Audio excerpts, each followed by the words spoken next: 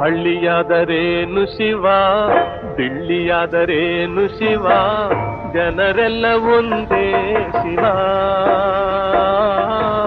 ಎಲ್ಲ ನಿನ್ನಂತೆ ಶಿವ, ಜಗವೆಲ್ಲ ನಿನ್ನದೇ ಶಿವ.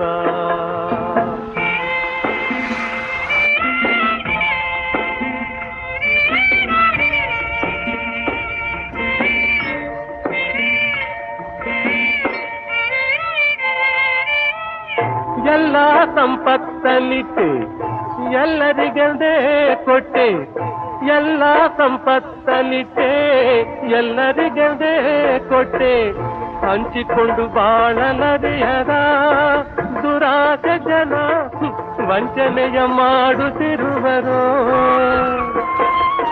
ಬಡವರನ್ನು ತುಳಿದು